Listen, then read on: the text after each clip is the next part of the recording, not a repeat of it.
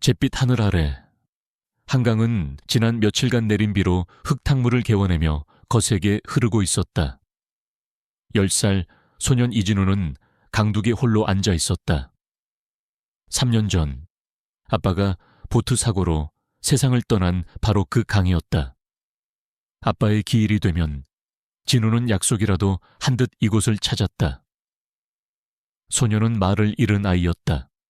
아빠의 죽음과 함께 진우의 세상에서는 모든 소리가 사라졌다. 식당 일을 하는 엄마는 그런 아들의 마음을 알기에 위험하다는 것을 알면서도 말리지 못했다. 그저 멀리서 아들의 작은 뒷모습을 지켜볼 뿐이었다. 진우는 말없이 강을 향해 조약돌을 던지고 있었다. 파문을 일으키며 사라지는 돌멩이들처럼 자신의 슬픔도 언젠가는 사라지기를 바라는 소년만의 의식이었다. 그때였다. 거센 물살에 떠밀려 내려오는 부유물 더미 위에서 무언가 필사적으로 움직이는 것이 진우의 눈에 들어왔다. 처음에는 쓰레기인 줄 알았다. 하지만 자세히 보니 온몸이 흠뻑 젖은 채 나뭇가지를 붙들고 겨우 버티고 있는 게 한 마리였다. 걔는 금방이라도 거센 물살에 휩쓸려 갈 듯 위태로워 보였다. 녀석은 마지막 남은 힘을 다해 살려달라는 듯 가냘픈 비명을 질렀다. 주변에는 아무도 없었다. 도와줄 어른도 119에 신고해줄 사람도 없었다. 오직 말을 잃은 10살 소년 진우뿐이었다. 그 순간 진우의 머릿속에서 모든 두려움이 사라졌다. 아빠를 잃었던 바로 이 강에서 또 다른 생명이 죽어가는 것을 지켜볼 수만은 없었다. 소녀는 망설임 없이 신발을 벗어 던지고 차가운 강물 속으로 뛰어들었다. 안 돼. 진우야 멀리서 지켜보던 엄마의 절규가 들려왔지만 진우에게는 닿지 않았다. 허리까지 차오르는 것엔 물살이 작은 몸을 집어삼킬 듯이 휘감았지만 진우는 포기하지 않았다. 그는 필사적으로 팔을 저어 개가 있는 곳으로 헤엄쳐 갔다. 가까이 다가가자 겁에 질린 개가 약하게 으르렁거렸다. 진우는 억지로 녀석을 붙잡지 않았다. 그저 위태로운 부유물을 함께 붙잡고 괜찮다는 듯 개의 눈을 가만히 응시했다. 말이 통하지 않아도 생명과 생명 사이에는 무언의 교감이 흘렀다. 개는 으르렁거림을 멈추고 애원하는 눈빛으로 진우를 바라보았다. 진우는 개의 낡은 목걸이를 붙잡았다. 그리고 자신의 작은 몸으로 물에 젖어 청은망은처럼 무거운 개를 끌고 필사적으로 강기슭을 향해 나아갔다. 사투와도 같은 시간이었다. 마침내 강기슭에 다다른 진우와 개는 흠뻑 젖은 채로 바닥에 쓰러져 가쁜 숨을 몰아쉬었다. 둘은 말없이 서로를 바라보았다. 죽음의 문턱에서 서로를 구해낸 동지애가 싹트는 순간이었다. 개는 고맙다는 듯 진우의 차가운 손을 부드럽게 핥았다. 그때 진우의 눈에 개의 목걸이에 매달린 이상한 모양의 금속 캡슐이 들어왔다. 진우는 추위에 떠는 개를 두고 갈 수 없었다. 그는 녀석을 이끌고 집으로 향했다. 개는 진우를 완전히 신뢰하며 얌전히 그의 뒤를 따랐다. 흠뻑 젖은 아들과 커다란 개를 본 엄마는 기겁했지만 아들의 눈에서 아주 오랜만에 살아있는 빛을 발견하고는 차마 녀석을 내쫓지 못했다. 엄마는 진우와 함께 개의 몸을 닦아주고 따뜻한 음식을 주었다. 그리고 녀석에게 누리라는 이름을 붙여주었다. 이 아이가 아들의 멈춰버린 세상에 새로운 세상을 열어주기를 바라는 마음에서였다. 그날 밤 진우는 아주 오랜만에 악몽을 꾸지 않고 깊은 잠에 들었다. 그의 침대 옆 바닥에는 누리가 웅크리고 누워 든든하게 그를 지키고 있었다. 말을 잃은 소년이 침묵을 깨고 행한 용감한 행동. 그것은 단지 개 한 마리를 구한 것이 아니었다. 자기 자신을 구원하기 위한 위대한 첫걸음이었다. 운명의 강물은 그렇게 두 생명을 하나의 끈으로 단단히 묶어놓았다. 누리가 가족이 된 후 진우의 작은 세상에는 조용한 변화가 찾아왔다. 녀석은 진우의 그림자가 되어 방 안에서도 집 앞 골목에서도 한시도 떨어지지 않았다. 진우는 더 이상 강둑에 홀로 앉아있지 않았다. 그의 곁에는 언제나 묵묵히 함께해주는 누리가 있었다. 말을 하지 않는 소년과 말을 할 수 없는 개, 둘 사이에는 그 어떤 언어보다 깊은 유대감이 흘렀다. 진우의 엄마는 아들의 변화를 가장 먼저 느꼈다. 굳게 닫혀있던 아들의 얼굴에 희미한 미소가 떠오르기 시작했고, 감정을 거의 드러내지 않던 아이가 누리를 쓰다듬으며 무언가 소리를 내어 온갈거리려 하기도 했다. 그녀는 길에서 데려온 개 한 마리가 지난 3년간 그 어떤 상담 치료도 해내지 못한 아들의 마음을 열고 있음을 깨달았다.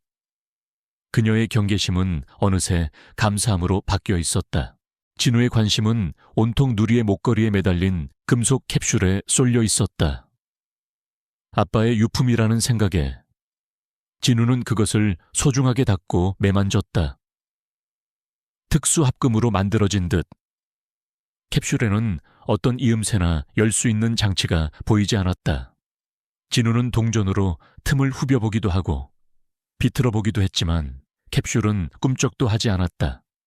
진우는 이것이 아주 중요한 물건이라는 것을, 그리고 엄마에게는 보여주어선 안 될 비밀이라는 것을 본능적으로 감지했다. 한편 태화화학의 최동식 회장은 자신의 거대한 사무실에서 아침 뉴스를 보고 있었다. 재계 소식과 정치 동향을 확인하던 그의 눈에 지역 채널에서 방송되는 짧은 미담 코너가 들어왔다. 용감한 10세 소년, 한강에 빠진 개 구해. 최 회장은 무심코 화면을 응시했다. 카메라는 물에 빠진 개를 힘겹게 끌어내고 있는 한 소년의 모습을 비추고 있었다. 하지만 최 회장의 시선은 소년이 아닌 그 옆의 개에게 고정되었다. 젖은 털 아래 드러난 특유의 무늬, 그리고 목에 걸린 목걸이. 뉴스 화면의 화질은 좋지 않았지만 그의 눈에는 선명하게 보였다. 3년 전 그가 직접 주문 제작해서 처리했던 연구원 이시준의 개, 그리고 그 개의 목에 걸려있던 바로 그 금속 캡슐이었다. 최 회장의 피가 차갑게 식었다. 3년 전 그날 밤 이시준 연구원을 보트 사고로 위장해 제거한 뒤 그의 개와 그가 가지고 있던 결정적 증거가 한강에 수장되었을 거라 믿었다. 영원히 사라졌다고 생각했던 과거의 망령이 하필이면 이시준의 아들 손에 뉴스를 통해 다시 모습을 드러낸 것이다. 사무실에 혼자 남게 되자 최 회장의 평온했던 가면이 벗겨졌다. 그는 분노를 참지 못하고 책상 위에 유리잔을 벽에 던져 박살냈다. 공포는 이내 차갑고 잔인한 결단으로 바뀌었다. 그는 자신의 가장 충실한 신복인 윤 이사를 호출했다. 이진우라는 남자아이가 있다. 개를 한 마리 데리고 있어. 그 개의 목걸이에 캡슐이 달려있다. 나는 그 캡슐을 원해. 개나 아이는 어떻게 되든 상관없어. 캡슐만 가져와. 그리고 이번에는 어떤 증인도, 어떤 흔적도 남기지 마. 최 회장의 목소리는 얼음장처럼 차가웠다. 그의 제국을 지키기 위해서라면 어린아이 하나의 목숨 따위는 안중에도 없었다. 그날 밤 진우는 자신의 방에서 잠이 들었다. 그의 작은 손에는 아버지의 마지막 흔적인 누리의 목걸이가 쥐어져 있었다. 그는 잠결에도 열리지 않는 캡슐의 단단한 감촉을 엄지손가락으로 매만졌다. 소년의 작은 세계는 아직 평화로웠다. 하지만 그 평화 위로 거대하고 무자비한 사냥꾼의 그림자가 소리 없이 다가오고 있었다. 최동식 회장의 보이지 않는 손은 즉시 움직이기 시작했다. 첫 번째 표적은 진우의 엄마였다. 그녀가 오랫동안 일해온 대형 식당의 지배인은 하루아침에 태도가 돌변했다. 그는 사소한 실수를 꼬투리 잡아 그녀를 타박했고 근무 시간을 줄였으며 심지어 해고까지 위협했다. 요즘 세상이 어떤 세상인데 높은 분들 심기 거슬러서 좋을 거 없어. 알아서 처신 잘하라고. 그는 의미심장한 말을 던지며 그녀를 압박했다. 영문을 알 리 없는 진우의 엄마는 월세 걱정에 밤마다 숨죽여 울었다. 진우는 말을 할 수 없었지만 엄마의 고통과 슬픔을 온몸으로 느끼고 있었다. 작은 주먹이 분노로 하얗게 쥐어졌다. 자신이 무력하다는 생각에 괴로워하던 진우는 문득 아빠의 오랜 친구였던 한 사람을 떠올렸다. 그는 누리를 데리고 한강변에 있는 낡고 허름한 낚시 가게로 향했다.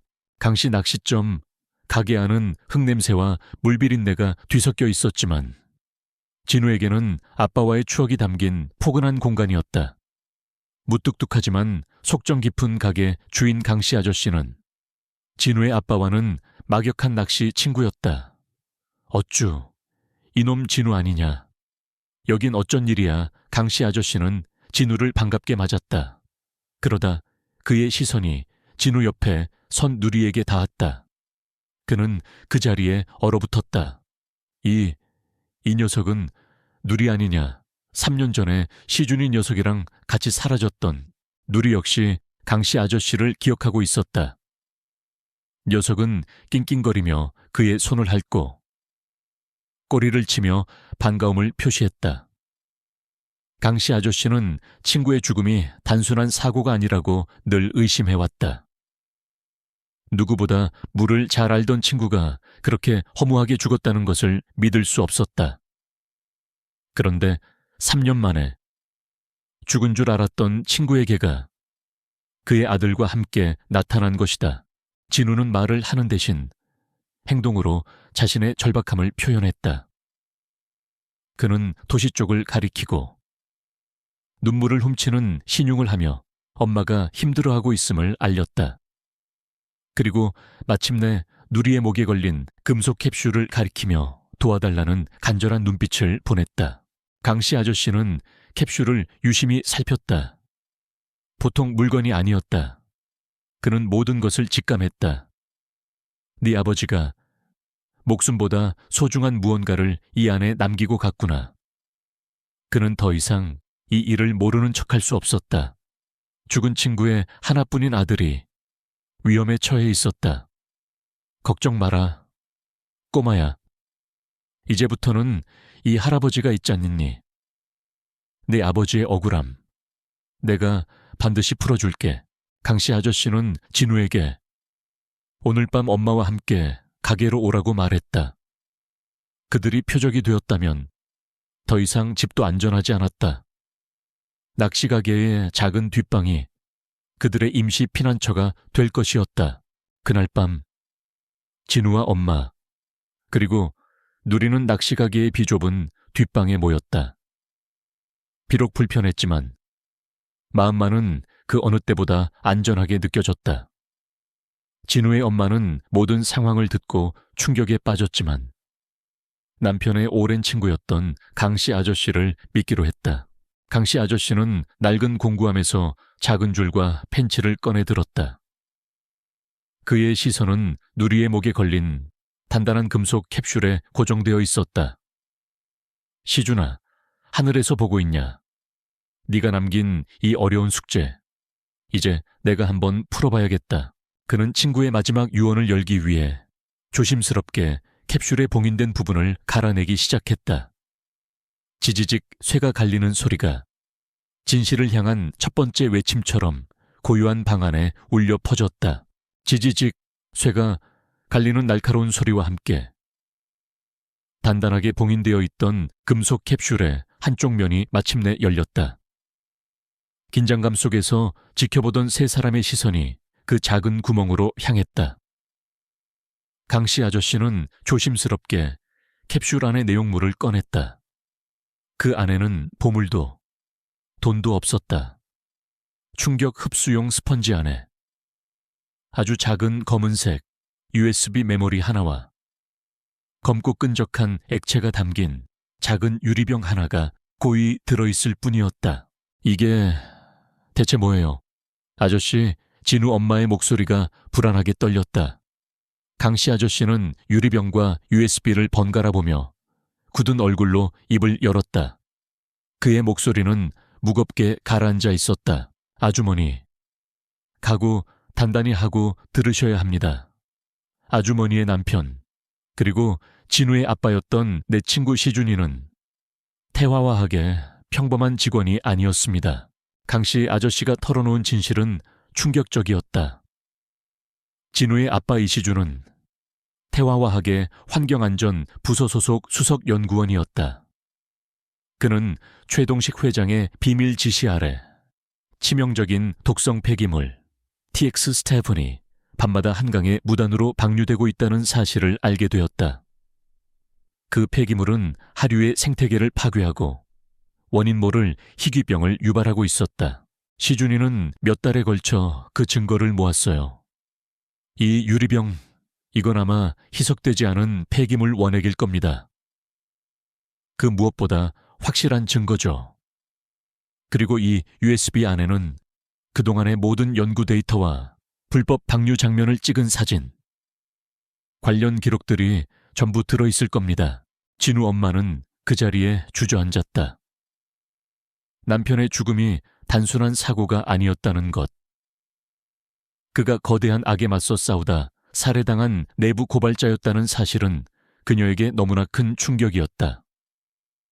슬픔은 이내 차갑고 단단한 분노로 바뀌었다. 그녀는 말을 잃은 아들을 바라보았다. 이 작은 아이가 아빠의 목숨이 담긴 증거를 목숨을 걸고 구해온 것이었다. 그녀는 아들 앞에서 더 이상 약한 엄마로만 머물 수 없었다. 진우는 어른들의 대화를 전부 이해하지는 못했다. 하지만 한 가지는 확실히 알 수 있었다.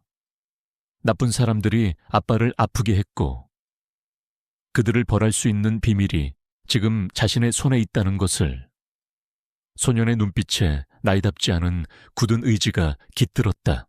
한편 최동식 회장에게는 진우 모자가 집에서 사라졌다는 보고가 올라갔다. 그리고 그들이 마지막으로 목격된 곳이 이시준의 오랜 친구였던 강 씨가 운영하는 낚시가게 근처라는 사실까지. 최 회장은 모든 것을 직감했다. 그들이 캡슐의 정체를 알아챘을지도 모른다는 생각에 그의 조급함은 극에 달했다.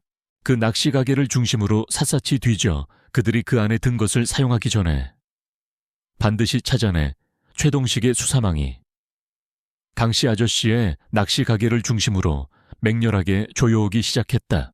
낚시가게 뒷방, 작은 반란군들의 작전 본부가 된 그곳에서 세 사람은 서로를 바라보았다. 더 이상 도망만 다닐 수는 없었다. 이제는 방역해야 할 때였다. 이 USB를 열어봐야 합니다. 하지만 아무 컴퓨터에서나 열어볼 순 없어요. 우리가 믿을 수 있는 사람이 필요합니다. 강씨 아저씨는 자신이 아는 대기업의 외압에 굴하지 않는 젊고 패기 있는 기자가 한 명 있다고 말했다. 진우 엄마는 검은 액체가 담긴 유리병을 결연한 눈빛으로 바라보았다. 여보, 당신이 목숨 걸고 지켜온 그 진실, 이제 우리가 세상에 밝혀줄게요. 꼭 엄마와 아빠의 오랜 친구, 그리고 침묵의 소년, 그리고 그 모든 비밀의 수호자였던 충성스러운 개누리. 그들은 이제 하나의 팀이 되었다.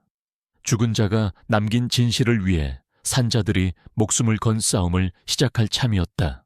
강씨 아저씨는 자신이 유일하게 믿는다는 한 인터넷 언론사의 오수진 기자에게 연락했다. 그녀는 대기업의 광고나 외압에 굴하지 않는 젊고 용감한 기자로 정평이 나 있었다. 처음 오 기자는 강씨 아저씨의 이야기를 믿지 않았다. 마치 영화 시나리오 같은 이야기였기 때문이다. 하지만 낚시가게의 작은 뒷방에서 말을 잃은 소년의 깊은 눈빛과 아들의 손을 꼭 잡은 엄마의 절박한 얼굴, 그리고 그들 곁을 지키는 충성스러운 개를 직접 본 순간 그녀는 직감했다. 이것은 진짜 사건이다.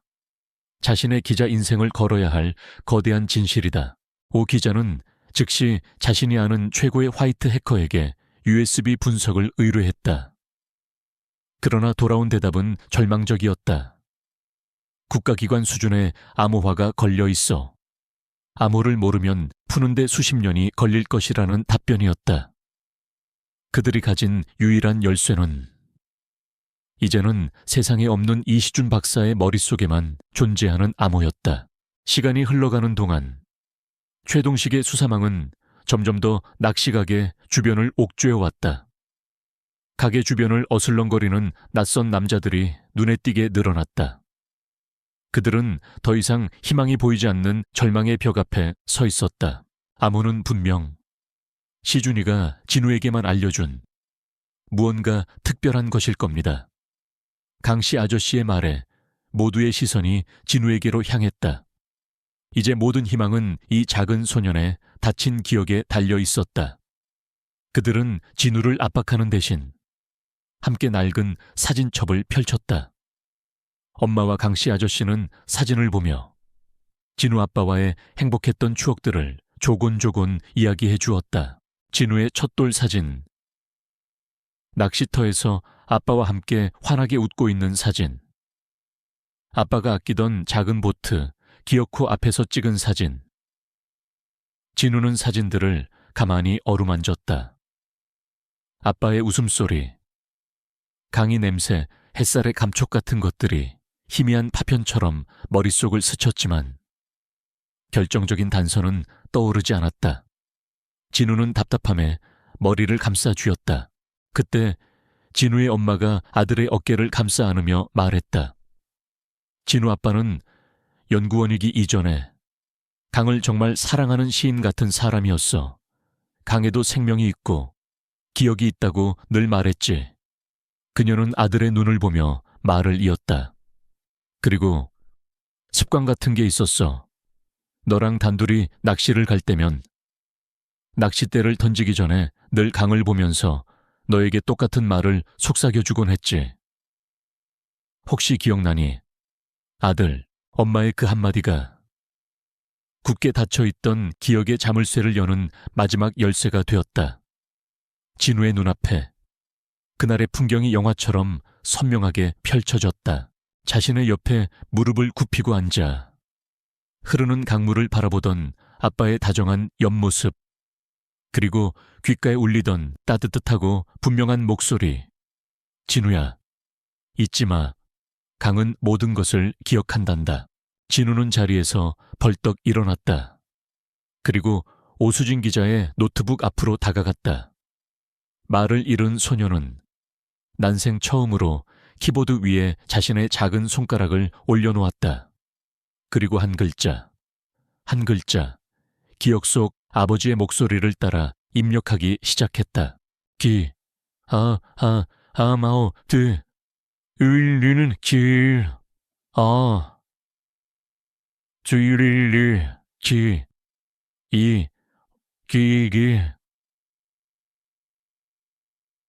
차원제의 진리에, 지에, 띄어쓰기 없이 아이가 기억하는 그대로의 문장이었다. 진우가 엔터키를 눌렀다. 방 안의 모두가 숨을 죽였다.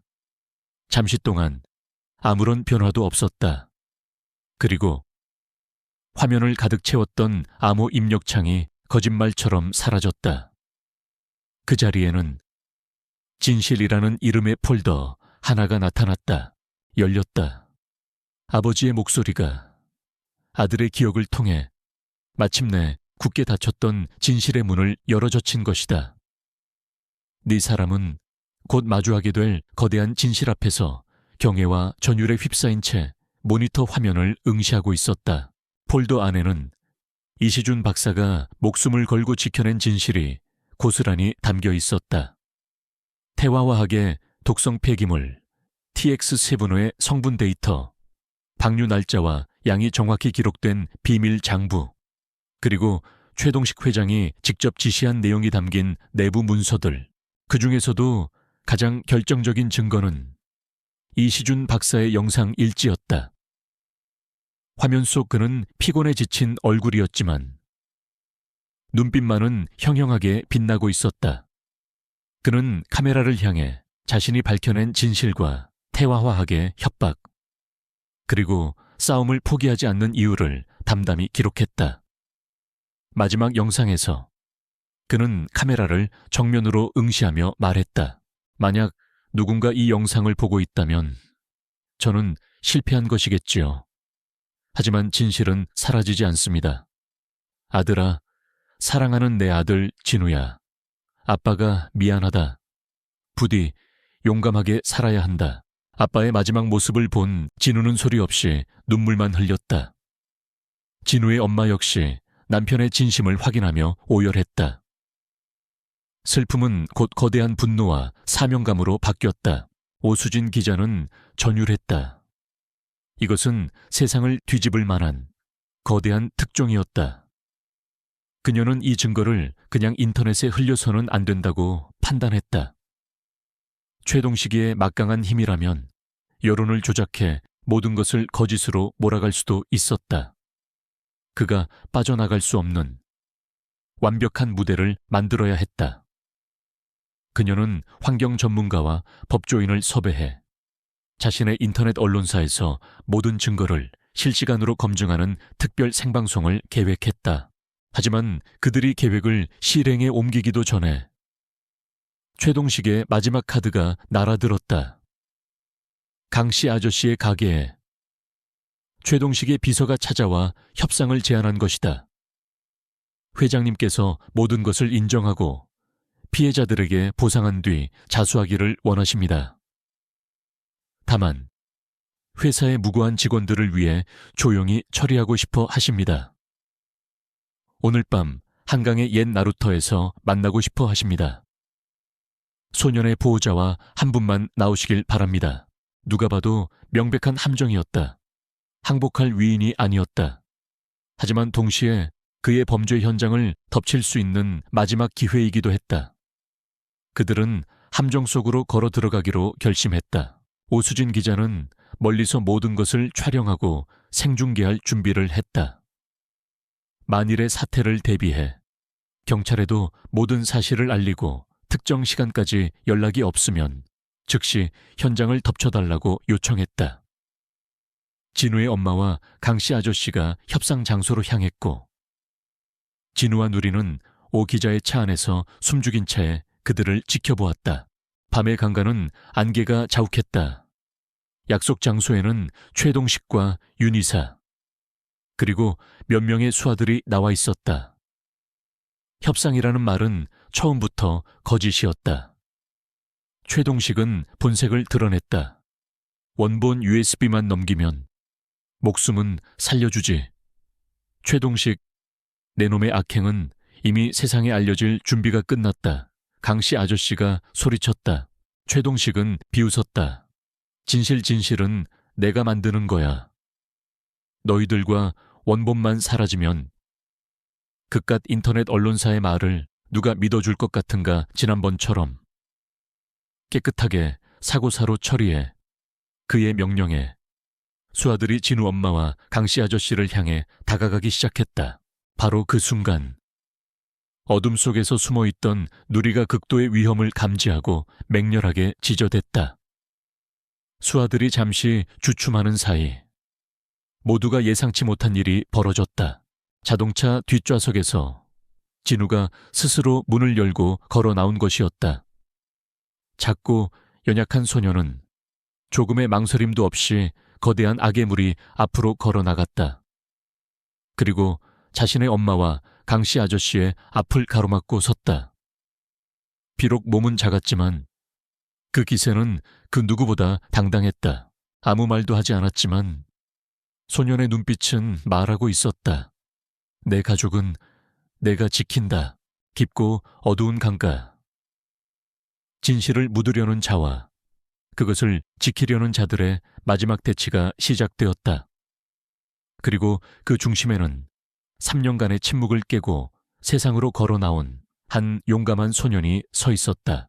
꼬마가 뭘 어쩌겠다고. 치워버려 최동식의 명령에. 수아 중 하나가 비웃으며 진우를 향해 손을 뻗었다. 진우 엄마의 비명이 강계에 울려 퍼졌다. 바로 그 순간 기적이 일어났다.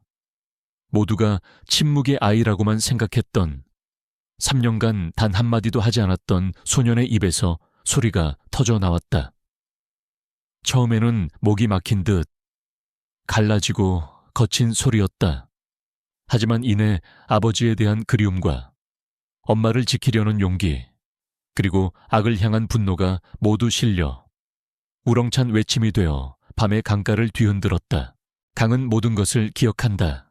세상의 모든 소음이 멎은 듯 모두가 그 자리에 얼어붙었다. 아들의 목소리를 3년 만에 처음 들은 엄마는 감격의 눈물을 흘렸고, 강씨 아저씨는 넋을 잃고 소년을 바라보았다. 최동식과 그의 수아들은 침묵의 소년이 내지른 그 영혼의 외침 앞에서 전율하며 뒷걸음질 쳤다. 진우의 외침은 신호탄이었다. 그것을 기다렸다는 듯 숨어있던 오수진 기자의 카메라에 빨간불이 들어오며 생방송이 시작되었다.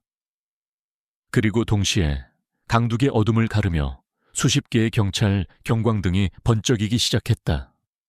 강씨 아저씨의 연락을 받고 대기하고 있던 경찰 병력이 현장을 완벽하게 포위한 것이다. 움직이지 마. 경찰이다 모두 손들어. 상황은 순식간에 종료되었다. 최동식과 그의 일당은 현장에서 현행범으로 체포되었다. 오수진 기자의 생방송을 통해 그들의 추악한 범죄 현장은 전 국민에게 실시간으로 중계되었다. 수갑이 채워져 끌려가던 최동식은 마지막으로 진우를 돌아보았다. 그의 눈에 비친 것은 더 이상 작고 말없는 소년이 아니었다. 그것은 자신이 죽였던 친구 이시준의 얼굴이자 결코 사라지지 않는 진실의 얼굴이었다. USB 속 증거와 생방송 영상은 그 어떤 변명의 여지도 남기지 않았다. 태화화학의 범죄는 만천에 드러났고 최동식은 법의 엄중한 심판을 받았다. 몇 달 후 차가운 바람이 멎고 따스한 햇살이 내리쬐는 봄날, 진우는 엄마와 강씨 아저씨, 오수진 기자, 그리고 누리와 함께 다시 그 강가를 찾았다. 강물은 더 이상 그날처럼 성나 있지 않았다. 유유히 그리고 평화롭게 흐르고 있었다. 진우는 더 이상 침묵의 소년이 아니었다. 그는 학교 친구들과의 즐거웠던 이야기를 엄마에게 제잘거렸고 낚시 기술에 대해 강씨 아저씨에게 질문을 던졌다. 잃어버렸던 목소리는 이제 희망과 웃음으로 가득 차 있었다. 태화화학은 새로운 경영진 아래 한강 정화 사업과 피해 주민 보상에 막대한 자금을 투입하기 시작했다. 오수진 기자의 작은 인터넷 언론사는 이 사건을 계기로 대한민국에서 가장 신뢰받는 탐사보도 전문 매체로 우뚝 섰다. 진우는 강기에 앉아 3년 전 그날처럼 조약돌 하나를 집어들었다. 그는 이제는 맑아진 강물에 비친 자신의 얼굴을 보았다. 그 옆에는 모든 것의 시작이자 끝이었던 충성스러운 친구 누리가 꼬리를 흔들며 앉아 있었다. 엄마가 다가와 아들의 어깨를 감쌌다. 무슨 생각해? 아들, 진우는 강을 바라보며 아주 맑고 힘있는 목소리로 말했다. 아빠가 보고 싶어요. 그리고 고맙다고 말하고 싶어요. 소녀는 손에 든 조약돌을 힘껏 강에 던졌다. 동심원이 아름답게 퍼져나갔다. 한때 상처와 슬픔의 상징이었던 강은 이제 아빠와의 추억과 치유, 그리고 화해의 공간이 되어 흐르고 있었다. 강은 소년의 말처럼 정말로 모든 것을 기억하고 마침내 모든 것을 제자리로 돌려놓은 것이다.